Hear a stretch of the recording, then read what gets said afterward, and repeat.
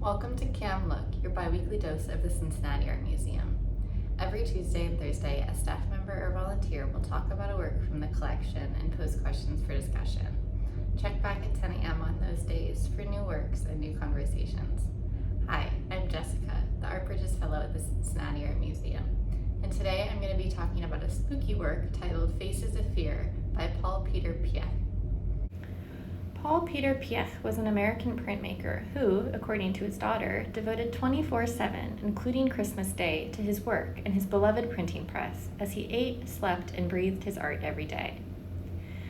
Piech grew up in a working-class neighborhood in Brooklyn, New York, developing a strong work ethic and sense of determination from his parents. At the age of 19, he attended Cooper Union for the advancement of science and arts.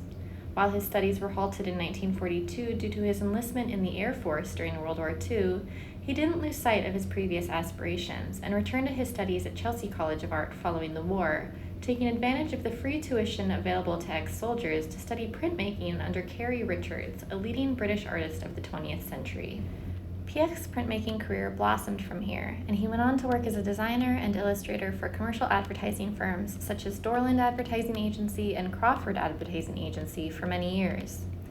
He eventually established the Taurus Press, a private press of his own where he created artist books, illustrations, woodcut printed posters, and portfolios for a variety of clients and shows, in addition to his work at advertising agencies.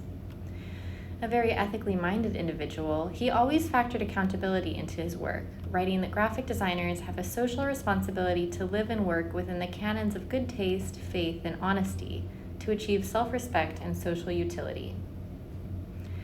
In the early 1970s, Piech left advertising for good, proceeding to teach at art schools such as Chelsea College of Art, the London College of Printing, and many others.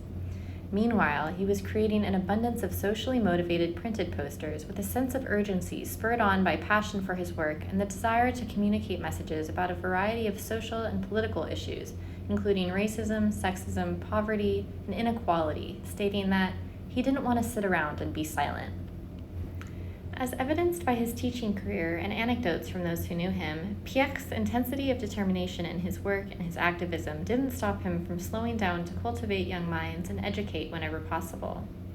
Matt Jones, an old acquaintance of Piech, describes him as very friendly, a curious and obviously intelligent old man, a bit of a Yoda figure in a way.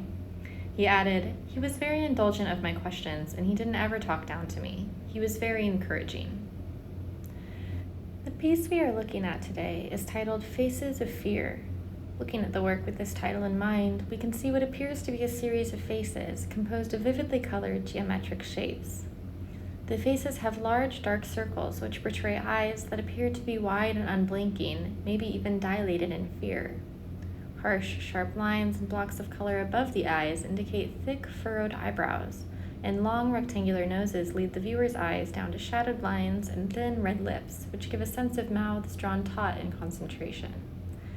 These severe features and saturated colors give intensity to the gazes of the faces depicted here and contribute to the depth of emotion emanating from the piece. For our discussion question today, I challenge you to think about Piech's social and political subject matter and his practice, which was rooted in activism and awareness. What message do you think he may have been trying to communicate here?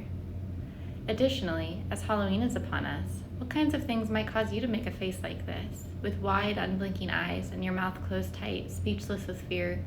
Spiders, heights, maybe even something uncommon? Let us know in the comments below.